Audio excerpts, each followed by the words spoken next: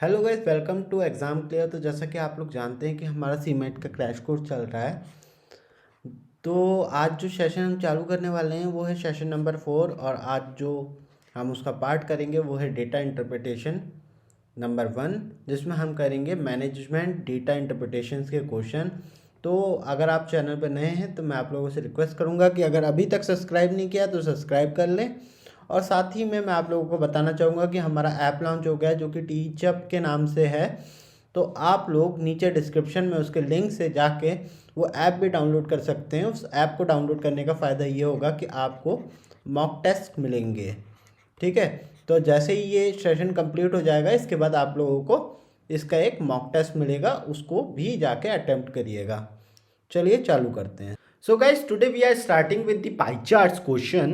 So when we are talking about the pie charts, normally the pie chart has a two variants. In the pie chart you may get absolute data, or you may get data in terms of percentage, or you may get in the terms of degree. So जब भी आप लोग pie chart as a whole की बात करते हैं तो आप ये मान के चलिए, जैसे लेट्स सपोज कि आप pie chart is total as 100%। तो अगर हमको इसको डिग्री में लिखना है तो गाइस इसको हम डिग्री में क्या लिख सकते हैं?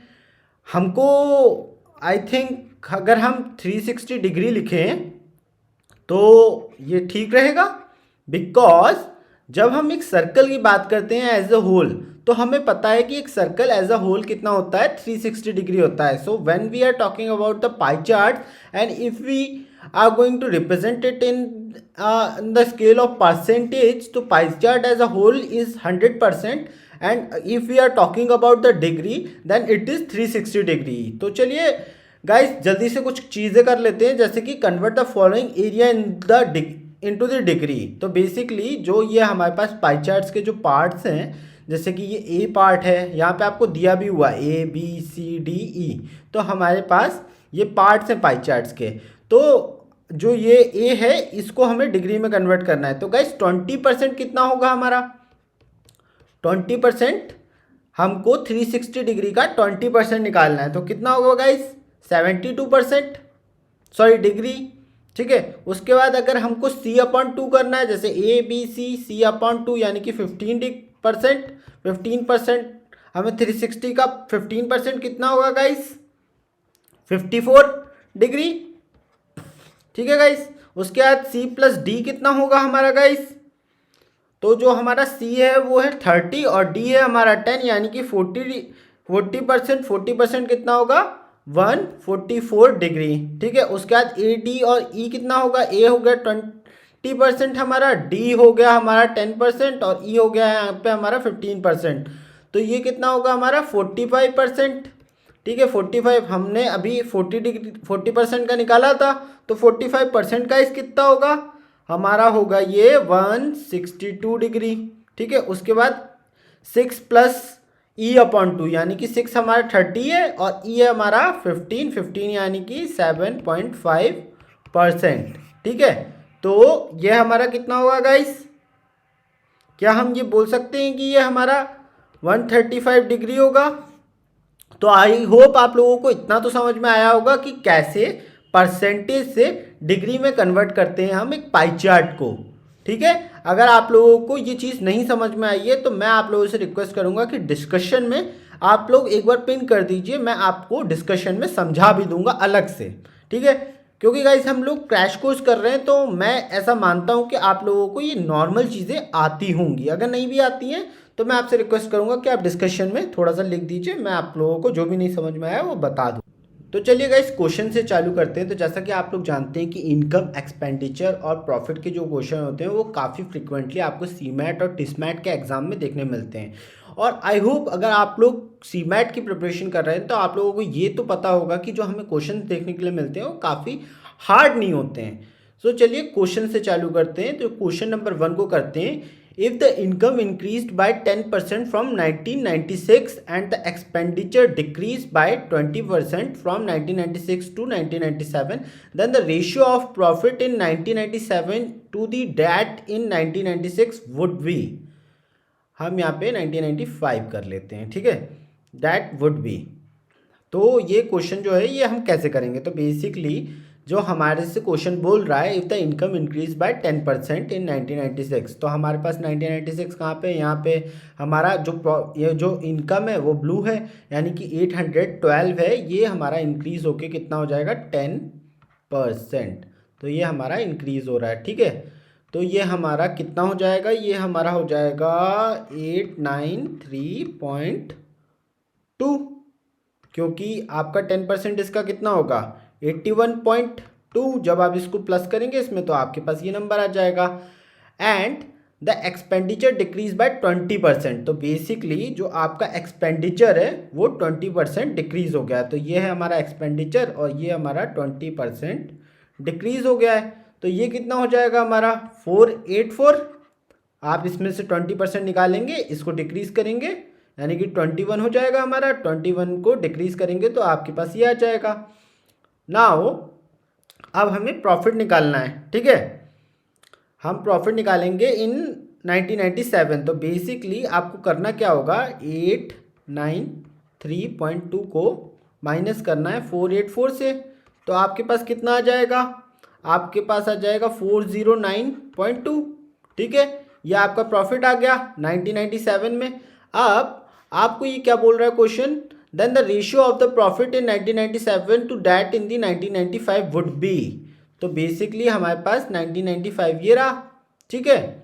तो 1997 का हमने निकाल लिया है। तो अब हमें क्या करना होगा, हम इसको कर देंगे डिवाइड, और हमारा यहाँ पे 1995 का कितना था 142, ठीक है।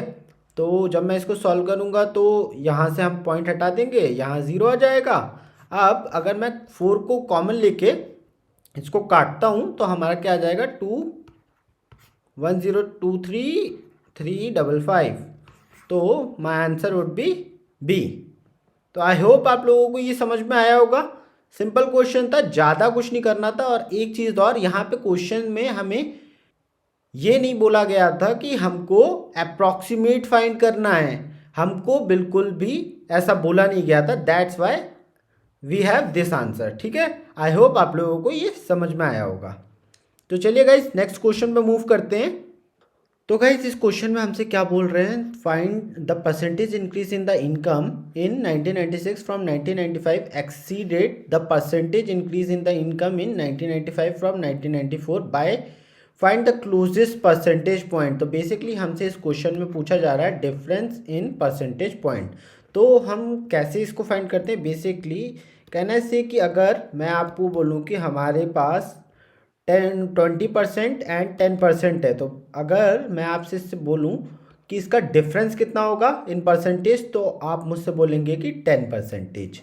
तो इसी तरीके से हमको ये क्वेश्चन फाइंड करना है। तो चलिए, तो बेसिकली हमारे पास 1995 एंड 1996 है। तो सबसे पहले हमें क्या करना है, क्योंकि हमसे इनकम की बात कर रहे हैं, तो हम इनकम में यहाँ से लेके यहाँ तक का डिफरेंस फाइंड करेंगे इन परसेंटेज। तो जब मैं इसमें आपसे परसेंटेज फाइंड करने की बात करता हूँ तो हम सबसे पहले डिफरेंस निकाल लेंगे। डिफरेंस क्या आएगा हमारे पास 170 आएगा। तो जो हमें फाइंड करना है बेसिकली चेंज इन परसेंटेज, तो हम कैसे फाइंड करेंगे, तो बेसिकली परसेंटेज चेंज होता है हमारा डिफरेंस अपॉन रेफरेंस। तो हमारे पास हम कैसे फाइंड करेंगे इसको, तो बेसिकली हमारे पास डिफरेंस है 170, रेफरेंस हमारा है 642। तो गाइस इसको जब मैं करूँगा तो क्या मैं अप्रॉक्सीमेटली ऐसे लिख सकता हूँ कि ये 27% होगा, क्योंकि ये एग्जैक्टली तो कट नहीं रहा है। तो मैं यहाँ पे अप्रॉक्सीमेटली 27% लेके चलता हूँ। आप लोग कैलकुलेशन करके भी देख लीजिएगा, लेकिन आप यहाँ पे अप्रॉक्सीमेटली भी ले सकते हैं। नाउ हमको क्या करना है, हमको यहाँ से, क्योंकि हमें यहाँ पे 1994 की भी बात बोली है, इसलिए हम यहाँ से लेके यहाँ तक का 1994 से 1995 का भी डिफरेंस निकालेंगे। तो इसका जो डिफरेंस होगा वो कितना होगा, आपका कहना है सिर्फ 75 होगा।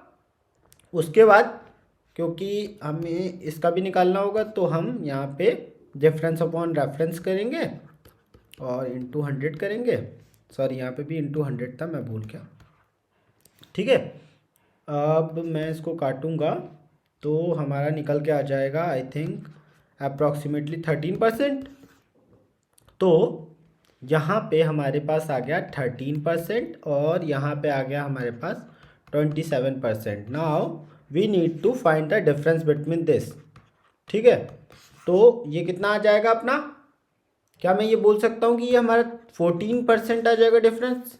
तो मैं यहाँ पे इसको मार्क कर दूंगा। सो हमारा option number A is the correct answer. I hope आप लोगों को ये समझ में आया होगा। आप अप्रोक्सीमेशन लेके इस क्वेश्चन को समझ के, सबसे पहले तो आपको ये समझना पड़ेगा कि क्वेश्चन क्या बोल रहा है। The percentage increase in the income from in 1996 from 1995। तो हमने यहाँ पे exceeded the percentage increase in income in 1995 to 1994। तो बेसिकली जब ये हमसे बोल रहे थे कि परसेंटेज इंक्रीज इन इनकम, तो हमने यहाँ पे पहले तो इंक्रीज इन इनकम निकाला, उसके बाद हमने इनका परसेंटेज निकाल लिया, क्योंकि हमारे को अप्रॉक्सीमेटली मिल रहा था, क्योंकि जो हमारा वो आ रहा था वो एग्जैक्टली नहीं आ रहा था, 12 पॉइंट समथिंग आता। तो ऐसे इसलिए हमने यहाँ पे 13 ले लिया, क्योंकि हमें एग्जैक्टली अप्रॉक्सीमेट लेके हम हमारा जो नंबर्स है वो उतने, क्योंकि आप देखिए पहले तो सबसे पहले समझिए कि जब हम अप्रॉक्सीमेटली लेते हैं तो मान लीजिए कि आपके पास ऑप्शन हो 12%, 13%, 14%, तो इन दैट केस आप लोग अप्रॉक्सीमेट लेके नहीं करते हैं, क्योंकि आपको पता नहीं है कि आपका आंसर, मान लीजिए कि यहाँ पे हमारा 14 आ जाता, तो हम क्लियर नहीं होते कि हमारा 14 है कि 13 है आंसर। दैट्स वाई जब आपके जो ऑप्शन है उनमें इतना डिफरेंस हो, यानी कि 13, 26, 32, 38, तो आप अप्रॉक्सीमेट लेके भी आंसर को, क्वेश्चन को कर सकते हैं। आई होप आप लोगों को ये जो क्वेश्चन है ये समझ में आया होगा। चलिए गाइस, इस सेट का लास्ट क्वेश्चन कर लेते हैं, जो कि काफ़ी सिंपल है। The company in 1950 had spent 1/11 of what it spend in 1996। Spend का मतलब आप एक्सपेंडिचर समझ सकते हैं। इन 1950 the company had earned 1/10 of what it earn in 1996। ठीक है, the profit for the company इन 1950 हमें फाइंड करना है। तो बेसिकली जो हमारा क्वेश्चन है वो ये बोल रहा है कि अगर हमें एक्सपेंडिचर निकालना है इन 1950, सो विच शुड बी 106/11। ठीक है, तो ये कितना आ जाएगा आपका 55, एक्सपेंडिचर आ गया हमारा 55। ठीक है, उसके बाद ये हमसे बोल रहा है 1/10 of what it earn in 1996। ठीक है, तो अर्न कितना किया हमने 812, इसका 10% कितना, यानी कि अगर हम इसको 10 से डिवाइड करेंगे, क्योंकि 1/10 है, तो ये कितना आ जाएगा हमारा 81.2। तो इन दोनों का अगर आपको डिफरेंस निकालना है, यानी कि सब्ट्रैक्ट करेंगे, तो ये आपका कितना आ जाएगा 26.2। तो हमारा आंसर नंबर डी करेक्ट है। देखिए कितना सिंपल क्वेश्चन था, बस आप लोगों को यहाँ पे क्वेश्चन समझना है और आपके पास डेटा दे ही रखा है। तो चलिए आगे बढ़ते हैं। तो चलिए दोस्तों नेक्स्ट क्वेश्चन को करते हैं। इस क्वेश्चन में हमसे क्या बोला जा रहा है, the percentage decline in the export during the period of 2006 to 2011 is more than the percentage decline in the exports during 2012 to 2017 by approximately। ठीक है, तो हमें इसमें फाइंड क्या करना है, हमें फाइंड करना है डिफरेंस इन परसेंटेज पॉइंट, सीधा सा डिफरेंस बताना है। तो बेसिकली जब हम बात कर रहे हैं 2006 की, क्योंकि हमारे एक्सपोर्ट्स हैं ये, तो ये हमें कहाँ दिख रहा है, ये दिख रहा है हमें समवेयर अराउंड 280, क्योंकि ये बीच में है ना। ठीक है, तो 280 दिख रहा है हमें। तो और हमें 2011 में कहाँ पे दिख रहा है, 2011 में हमें दिख रहा है ये समवेयर अराउंड 220। ठीक है, तो हम क्या करेंगे, इसके बीच का डिफरेंस फाइंड करेंगे। डिफरेंस क्या होगा इसका, तो हम इसका डिफरेंस कैसे निकालेंगे गाइस, क्या ये मैं बोल सकता हूँ कि इसका डिफरेंस 60 आ जाएगा। तो 60 अपॉन, तो इसको मैं काटूंगा तो ये हमारा आ जाएगा 3/14, है ना। तो गाइस 1/14 कितना होता है 7.14, तो इंटू 3 कर दोगे तो कितना हो जाएगा 21.4। तो क्या मैं बोल सकता हूँ कि ये इतना आ गया हमारा। उसके बाद हमसे बोला गया है the percentage decline in export during 2012 to 2017। तो हमारा 2012 क्या है हमारा है, क्या हम बोल सकते हैं, ये है 210, ध्यान से देखिए। और हमारा 2017 में क्या बोल सकता हूँ मैं, 17 में क्या गाइस मैं बोल सकता हूँ कि ये 200 है। तो इसके बीच का डिफरेंस कितना आएगा, 10। तो मैं इसको कैसे लिख सकता हूँ, 1/21/100। तो ये कितना आ जाएगा मेरा, 4.8। तो अगर मैं इसमें से 21.4 में से 4.8 को माइनस करूँ तो अप्रॉक्सीमेटली मेरा ये आ सकता है। तो हमारा जो आंसर है वो होगा ए। तो आई होप आप लोगों को ये समझ में आया होगा। काफ़ी सिंपल था, अप्रॉक्सीमेटली अगर आप फाइंड करेंगे तो आपको ये मिल जाएगा। ठीक है, आई होप गाइज आप लोगों को ये समझ में आ रहा होगा। तो चलिए नेक्स्ट क्वेश्चन करते हैं। तो गाइस इस क्वेश्चन में हमसे क्या बोला गया, the maximum difference in a particular year import and export. So basically हमें इसमें डिफरेंस फाइंड करना है। आपको देख रहा होगा कि लग रहा होगा कि ये जो क्वेश्चन है काफ़ी हार्ड है, मुझे एक एक को करके देखना पड़ेगा, बट ऐसा नहीं है। आपको करना क्या है, आपको देखना है इसमें सिंपल सी चीज़ देखनी है, आपको शॉर्टेस्ट और टॉलेस्ट बार को फाइंड करना है। तो बेसिकली हमारे पास टॉलेस्ट बार कौन से हैं, ये हैं, बट इस दोनों में से अगर आप चेक करेंगे तो शॉर्टेस्ट बार कौन सा है। हम यहाँ पे देखेंगे कि हमारे पास 330 और 310 के बीच में क्या है, 320 है।